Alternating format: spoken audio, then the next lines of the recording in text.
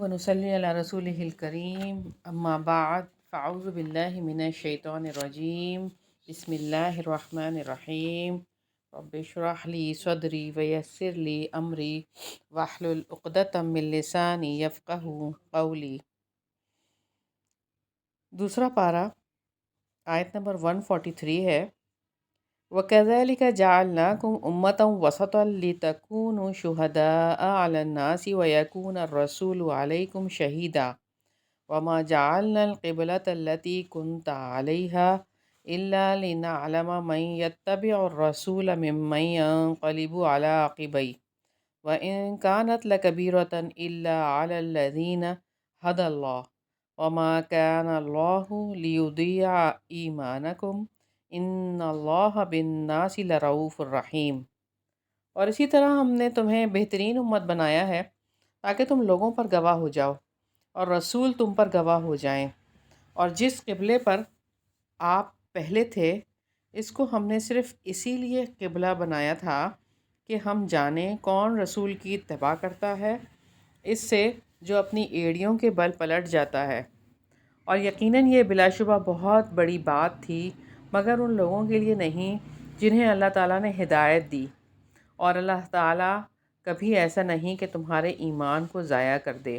بلا شبہ اللہ تعالیٰ لوگوں پر یقیناً بے حد شفقت کرنے والا، نہایت رحم والا ہے۔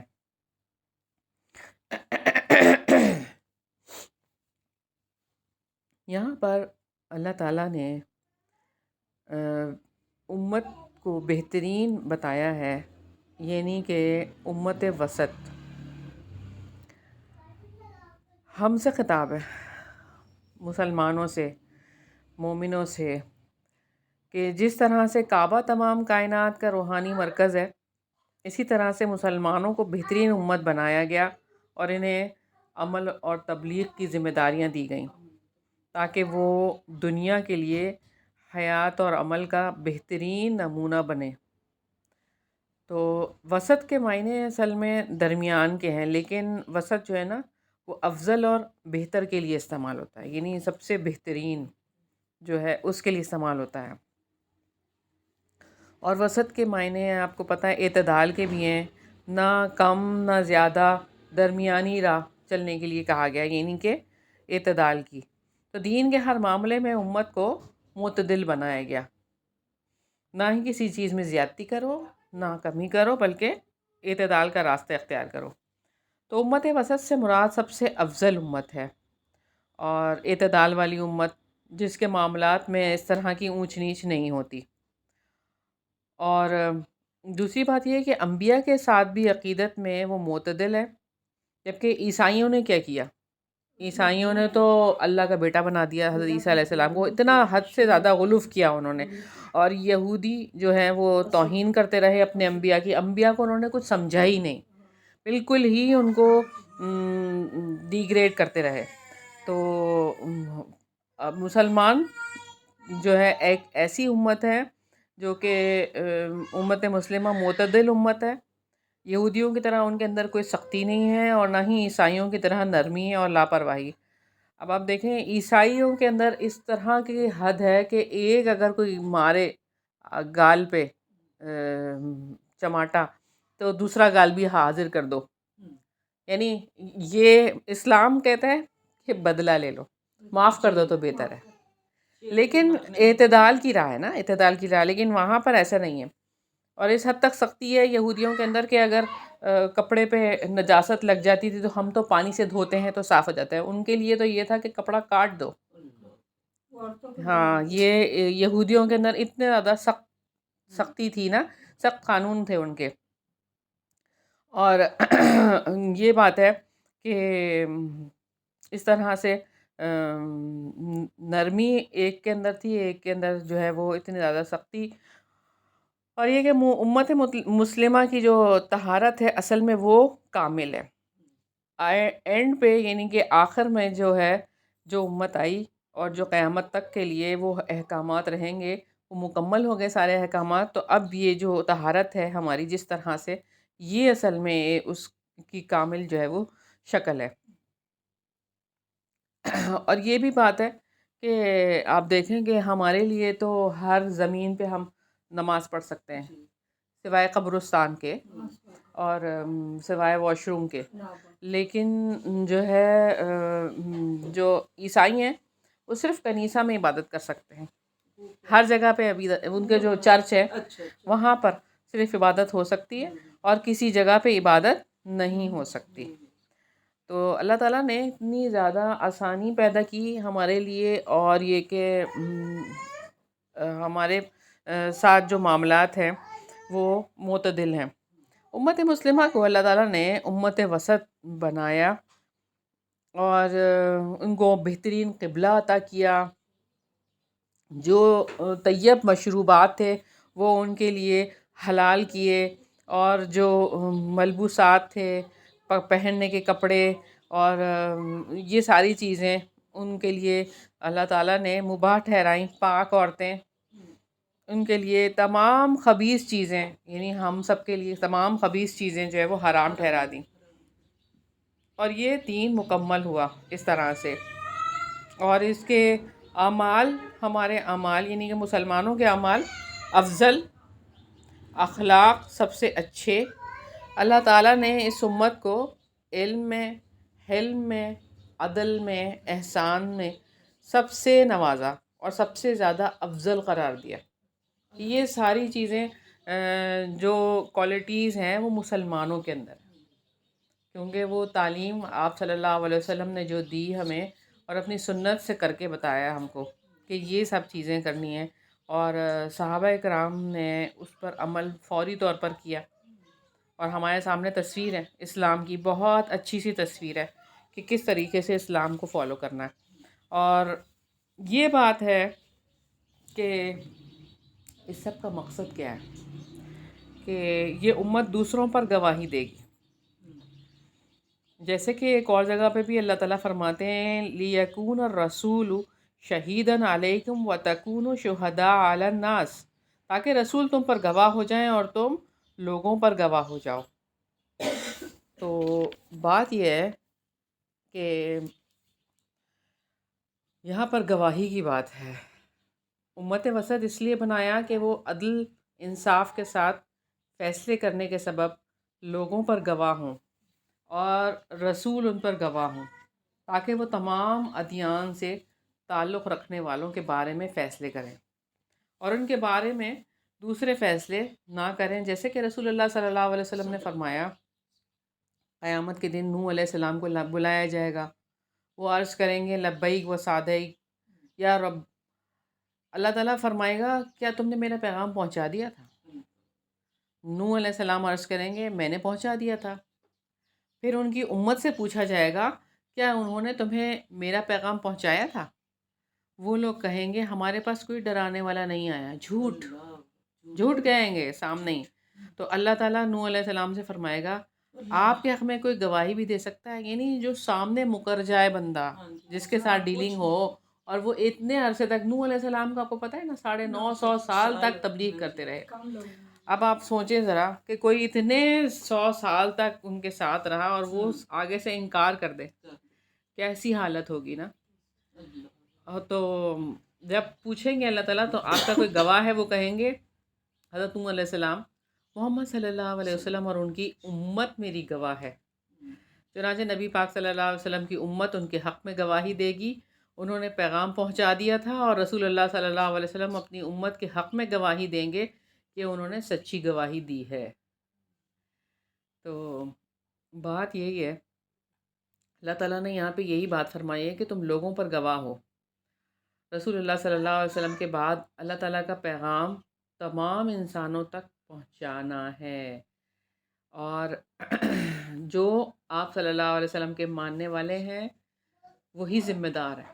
اور قیامت کے دن یہ گواہی دینی ہوگی کہ ہم نے رسول اللہ صلی اللہ علیہ وسلم کا پیغام پہنچا دیا تھا، اور جو انہوں نے ہمیں کر کے دکھایا وہ کر کے دکھانے میں ہم نے کوئی کمی تو نہیں کی، یعنی دوسروں کو بھی کر کے دکھایا تھا ویسے ہی ہم نے پریکٹس کی تھی. تو رسول تو تم پر گواہ ہوں. یعنی اس گواہی سے کیا مراد ہے کہ آخرت میں جب انسانوں کو سب اکٹھا کیا جائے گا حساب کتاب کے لیے، تو اس وقت رسول اللہ صلی اللہ علیہ وسلم اللہ تعالیٰ کے نمائندے کی حیثیت سے گواہی دیں گے، اور کہ سوچ، عمل اور اسلامی نظام کی جو تعلیم اللہ تعالیٰ نے دی تھی وہ انہوں نے اپنے قول اور فعل سے پوری پہنچا دی تھی. یعنی اس وقت آپ صلی اللہ علیہ وسلم یہ بتا دیں گے کہ پہنچا دیا تھا سب کچھ. لِتَكُونُوا شُهَدَاءَ عَلَى النَّاسِ، تاکہ تم لوگوں پر گواہ ہو جاؤ. اس سے مراد کیا ہے؟ اس امت کے افراد اپنے اعمال کے نیک ہونے اور اپنے حق پرست ہونے کے زندہ گواہ ہیں. امت کے ہر فرد کی بات، اس کا عمل، اس کا برتاؤ دیکھ کر ساری دنیا پہچان لے کہ اللہ والے کیسے ہوتے ہیں، نیکی کس کا نام ہے اور حق پرستی کسے کہتے ہیں. جس طرح اللہ تعالیٰ کی رہنمائی ہم تک پہنچانے کے لیے رسول اللہ صلی اللہ علیہ وسلم کی ذمہ داری سخت تھی نا، کہ ذرا سی کوتاہی پر بھی اللہ تعالیٰ کے یہاں پکڑے جانے کا ڈر تھا. ایسے ہی مسلمانوں پر بھی یہ بہت بھاری ذمہ داری ہے جو اللہ تعالیٰ نے عائد کی ہے. اگر ہم اللہ تعالیٰ کے پاس یہ گواہی نہ دے سکے کہ ہم آپ کی ہدایت جو رسول اللہ صلی اللہ علیہ وسلم کے ذریعے ہم تک پہنچی تھی اپنے بندوں تک پہنچا دینے میں کوئی کمی کوتاہی نہیں کی تو ہم اگر کر دی کوتاہی تو ہم پکڑے جائیں گے، اور ہم سے یہ پوچھا جائے گا کہ جب دنیا میں نافرمانیاں ہو رہی تھیں تو جب برائی اور بے حیائی کا طوفان برپا تھا تو تم کہاں تھے، تم کیا کر رہے تھے؟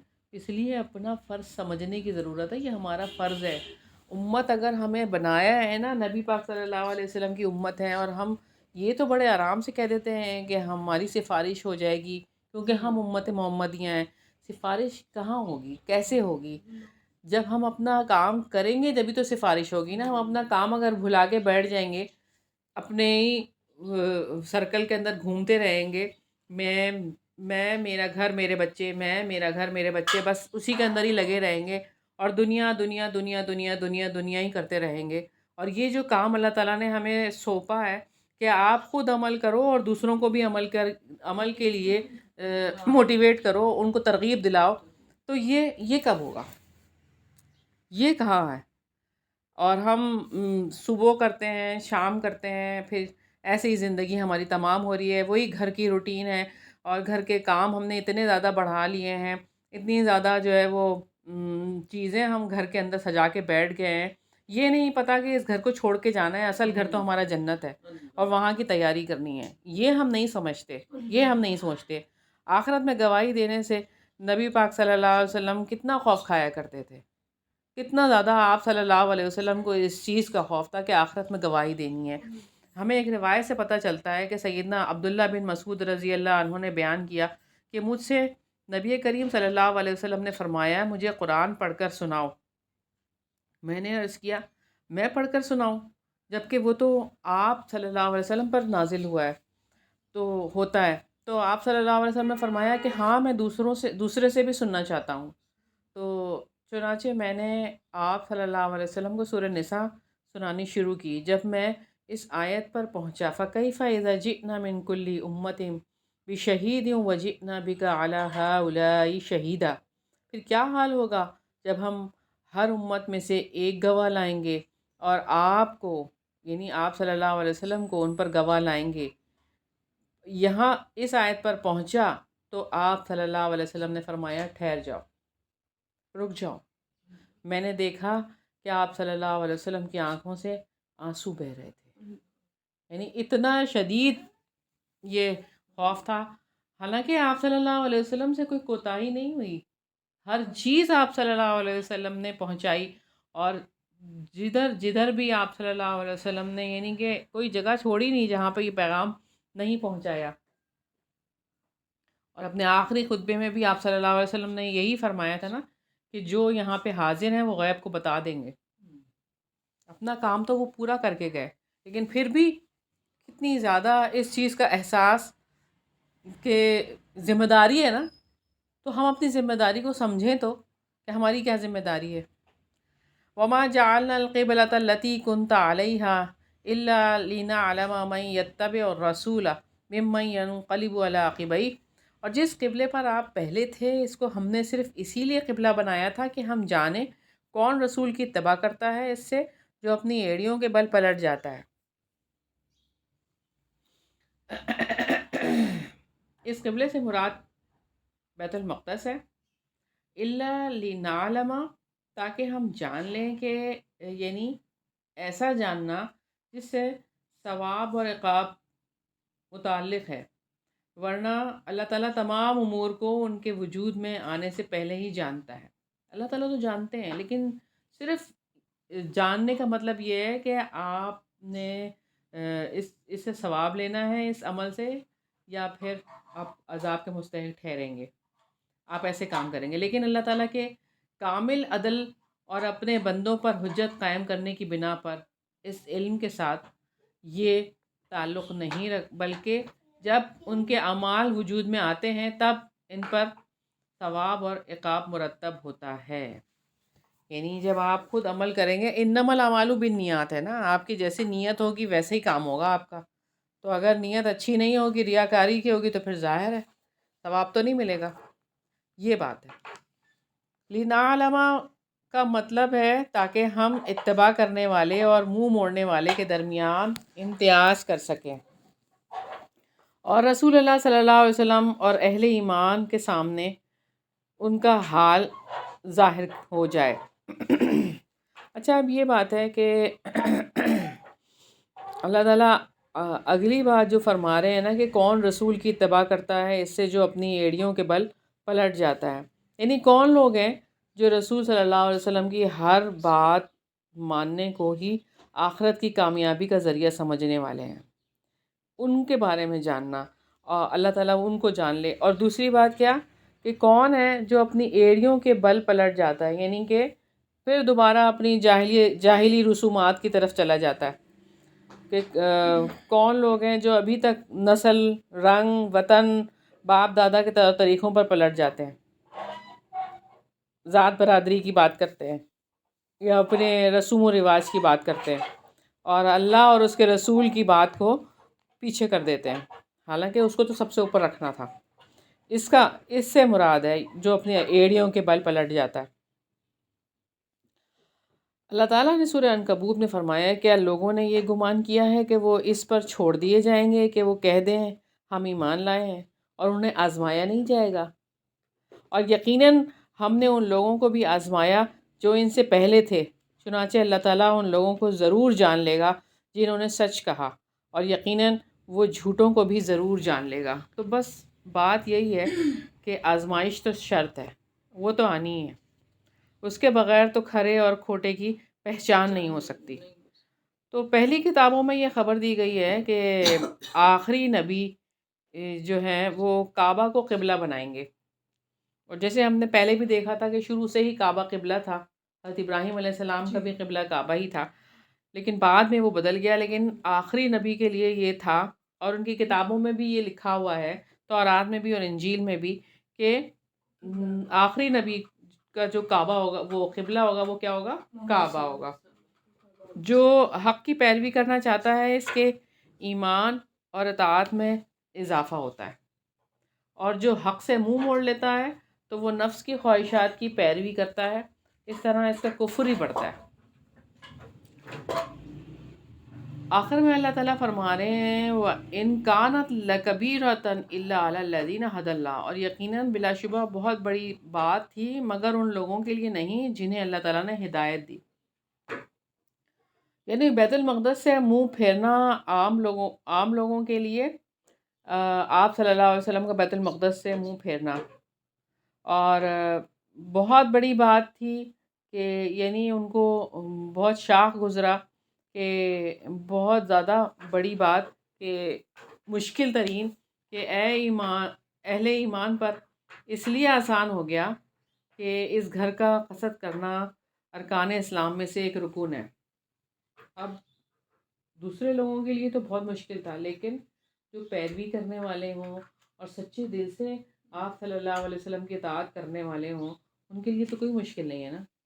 تو یہاں پہ آپ دیکھیں کہ تحویل قبلہ کے معاملے میں رسول اللہ صلی اللہ علیہ وسلم کی پیروی کرنا بڑا بھاری تھا، لیکن کن لوگوں کے لیے نہیں؟ کہ جنہوں نے اللہ تعالیٰ سے ہدایت لے لی، اور جو نبی پاک صلی اللہ علیہ وسلم کی ہر بات ماننے کو آخرت کی کامیابی کا ذریعہ سمجھتے ہیں، یعنی نبی کی ہر بات مانیں گے تو آخرت میں کامیابی ہوگی، یہ بات ہے۔ الا علی الذین ھدی اللہ، مگر ان لوگوں کے لیے نہیں جنہیں اللہ تعالیٰ نے ہدایت دی۔ اب یہاں پر صحابہ کرام ہیں، ان سے مراد جو رسول اللہ صلی اللہ علیہ وسلم کے سچے پیروکار ہیں، انہوں نے اللہ تعالیٰ کے احسان پر اللہ تعالیٰ کے عظیم گھر کی طرف رخ پھیر دیا۔ اور یہاں پر یہ بھی بات ہے کہ صحابہ کرام کے لیے بہت زیادہ مدح و فضیلت ہے کہ انہوں نے رسول اللہ صلی اللہ علیہ وسلم کی پیروی میں اپنا رخ شمال سے جنوب کی طرف پھیر دیا تھا۔ انہوں نے اللہ تعالیٰ کی نعمت کو پہچان لیا اور شکر ادا کیا۔ وہ والا واقعہ میں جیسے آپ کو بتا رہی تھی نا کہ رکوع کی حالت میں ہی وہ پلٹ گئے تھے فوراً، کہ ان کو پتا تھا کامیابی یہی ہے، اصل کامیابی فوراً عمل کرنا ہے، اسی میں یہ ہماری کامیابی ہے۔ وَمَا كَانَ اللَّهُ لِيُضِيعَ إِيمَانَكُمْ، اور اللہ تعالیٰ کبھی ایسا نہیں کہ تمہارے ایمان کو ضائع کر دے، تو کبھی بھی ایمان کو اللہ تعالیٰ ضائع نہیں کرے گا اگر آپ خالصتاً اللہ تعالیٰ کے لیے کر رہے ہوں، کبھی بھی وہ ضائع نہیں ہوگا۔ دنیا میں اگر ظاہر آپ کو کوئی فائدہ نظر بھی نہ آئے، لیکن آخرت میں تو بہت بڑی کامیابی ہے۔ اور یہاں ایمان سے مراد نماز ہے۔ اللہ تعالیٰ نے حوصلہ دلایا ہے کہ وہ نمازیں جو تم نے تحویل قبلہ کا حکم آنے سے پہلے بیت المقدس کی طرف رخ کر کے پڑھی ہیں، وہ ضائع نہیں ہوں گی، وہ کیونکہ وہ بھی اللہ کا ہی حکم تھا نا۔ تو ان لوگوں کی نمازیں بھی ضائع نہیں ہوں گی جو تحویل قبلہ کا حکم آنے سے پہلے فوت ہو چکے، یعنی اب وہ چلے گئے دنیا سے، اب انہوں نے تو کعبہ کی طرف رخ کیا ہی نہیں تھا، تو پھر بھی ان کی ساری نمازیں قبول کر لی جائیں گی۔ اور نماز کو ایمان کہا اس لیے کہ نماز میں اصل میں ساری چیزیں آ جاتی ہیں، نیت بھی آتی ہے، قول بھی آتا ہے، اور عمل، پوری ٹوٹل نماز جو ہے وہ اسی طرح سے ہوتی ہے۔ آپ اعمال کے ذریعے بھی، اپنا حرکات کے ذریعے بھی اللہ تعالیٰ کی عبادت کر رہے ہوتے ہیں، زبان سے کہہ کر بھی اور دل میں بھی آپ کے ہوتا ہے، تینوں چیزیں اس کے اندر شامل ہوتی ہیں، اس لیے نماز کو ایمان کہا گیا۔ اور پھر یہ بات ہے کہ اللہ تعالیٰ کا ایمان کی حفاظت کرنے سے مراد یہ ہے کہ اللہ تعالیٰ پہلی بات تو یہ ہے اہل ایمان کو ہر فساد سے، ایمان میں نقص پیدا کرنے والی تکلیف دہ آزمائشوں اور ایمان سے روکنے والی خواہشات سے بچا کر ان کے ایمان کو ضائع اور باطل ہونے سے محفوظ رکھنا ہے۔ اس سے مراد کہ اللہ تعالیٰ ان کو محفوظ کر لے گا۔ دوسری بات یہ ہے کہ ایمان کی نشو و نما کے لیے انہیں ایسے اعمال کی توفیق دیں گے اللہ تعالیٰ کہ جس سے ان کے ایمان میں اضافہ ہوگا اور یقین کامل ہوگا۔ اور پھر ابتدائی طور پر جس نے ایمان کی طرف تمہاری رہنمائی کی، اسی طرح وہ تمہارے ایمان کی حفاظت کرے گا، یعنی اللہ تعالیٰ ہی ہیں حفاظت کرنے والے۔ اس کو اور اس کے اجر و ثواب کو نشو و نما دے کر اپنی نعمت کا اتمام کرے گا۔ تو یہ بات ہے کہ اللہ تعالیٰ پہلے ایمان کی اس کی توفیق بھی دیں گے، جب آپ اس پہ عمل کریں گے تو پھر اس کی حفاظت بھی کریں گے اللہ تعالیٰ، اور اس کو بڑھائیں گے ہمارے ایمان کو۔ جبکہ ایسی آزمائشیں آئیں جن سے جو ہے وہ سچے مومن کو یعنی ایسی آزمائشیں کہ مومن اور جو کھرا کھوٹا کیا ہوا کہ وہ الگ الگ ہو گئے، جی، باطل اور حق۔ ان اللہ بالناس لرؤوف الرحیم، بلا شبہ اللہ تعالیٰ لوگوں پر یقیناً بے حد شفقت کرنے والا، نہایت رحم والا ہے۔ اللہ تعالیٰ نے عظیم رافت اور رحمت والا ہونے کا شعور دلایا ہے کہ ایمان والوں کو ایمان عطا کر کے ان پر اپنی نعمت کو اللہ تعالیٰ نے مکمل کر دیا، اور اللہ تعالیٰ نے ان لوگوں کو علیحدہ کر دیا جو ایمان کو زبانی اقرار کا معاملہ سمجھتے کہ صرف زبانی دعوے کرتے تھے اور دل سے بالکل خالی تھے، وہ الگ ہو گئے۔ اور اللہ تعالیٰ نے مومنوں کا امتحان لیا اور ان کے درجات بلند کیے، اور وہ اپنے بندوں کے لیے رعوف ہے کیونکہ وہ وسیع رحمت والا ہے، اس لیے وہ کسی عمل کرنے والے کے عمل کو ضائع نہیں کرتا۔ آپ خالصتاً چھوٹے سے چھوٹا بھی عمل کریں گے، کلاس روم میں آ رہے ہیں تو جوتے ہی سیدھے کر کے رکھ دیں، چھوٹا سا عمل ہے، لیکن اس کا اجر پتہ نہیں اللہ تعالیٰ کے پاس کتنا ہوگا۔ اور خالص ہو کے جب آپ کریں گے یہ کام تو ظاہر ہے اللہ تعالیٰ اس عمل کو بھی ضائع نہیں کرے گا۔ اللہ تعالیٰ نے عزت والے گھر کی طرف منہ موڑ دیا، اور یہ اللہ تعالیٰ کی بہت زیادہ عنایت ہے کیونکہ وہ رؤوف الرحیم ہے۔ اور اللہ تعالیٰ نے بیت المقدس کی طرف رخ کر کے پڑھی جانے والی نمازوں سے اپنے رؤوف الرحیم ہونے کا شعور دلایا ہے کہ اللہ تعالیٰ ایمان کو ضائع نہیں کرتا، یعنی وہ والی نمازیں بھی قبول کر لی اللہ تعالیٰ نے، بے حد شفقت کرنے والا ہے۔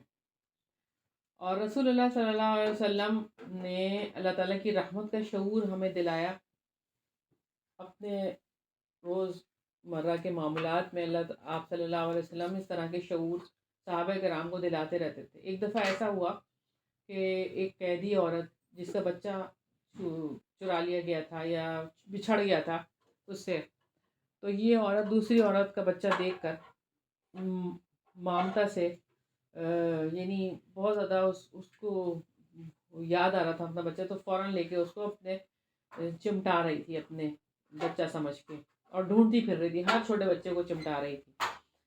جب اسے اپنا بچہ مل گیا تو فوراً سے لے کے اس نے جو ہے وہ اپنے سینے سے چمٹا دیا اور اس کو بچے کو دودھ پلایا۔ ظاہر ہے اس کو احساس تھا کہ بچہ کتنا بھوکا ہوگا، تو آپ صلی اللہ علیہ وسلم نے صحابہ کرام کی طرف متوجہ ہو کر پوچھا، کیا یہ عورت اپنا بچہ آگ میں ڈال سکتی ہے؟ جبکہ آگ میں ڈالنے پر قادر بھی ہو، یعنی ظاہر ہے چھوٹا سا بچہ ہے، وہ اٹھا کے ڈال بھی دے۔ تو صحابہ کرام رضی اللہ عنہ نے کہا نہیں۔ اس پر آپ صلی اللہ علیہ وسلم نے فرمایا، خوب یاد رکھو اللہ تعالیٰ اس سے بھی کہیں زیادہ اپنے بندوں پر مہربان ہے۔ تو اللہ تعالیٰ تو رؤوف الرحیم ہے، تو ہم بس اس بات کو سمجھ لیں، اپنی ذمہ داری سمجھیں، اور جو ماضی میں غلطیاں کوتاہیاں ہو گئی ہیں ہم سے اس پہ معافی مانگیں اور آگے اپنی زندگی کو سنواریں، جیسے اللہ تعالیٰ کہہ رہے ہیں اور جیسے نبی پاک صلی اللہ علیہ وسلم نے ہمیں سکھایا ہے ویسے ہی اپنی زندگی گزاریں۔ سبحانک اللہم و بحمدک، نشہد ان لا الہ الا انت، نستغفرک و نتوب الیک۔ السلام علیکم ورحمۃ اللہ وبرکاتہ۔ وَكَذَلِكَ جَعَلْنَاكُمْ أُمَّةً وَسَطًا لِتَكُونُوا شُهَدَاءَ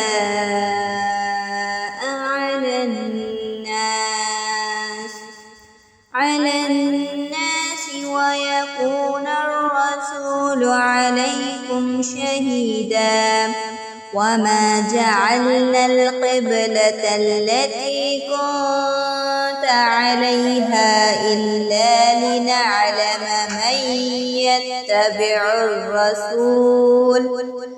من يتبع الرسول ممن ينقلب على عقبيه، وإن كانت لكبيرة إلا على الذين هدى الله، وما كان الله ليضيع إيمانكم، إن الله بالناس لرؤوف رحيم۔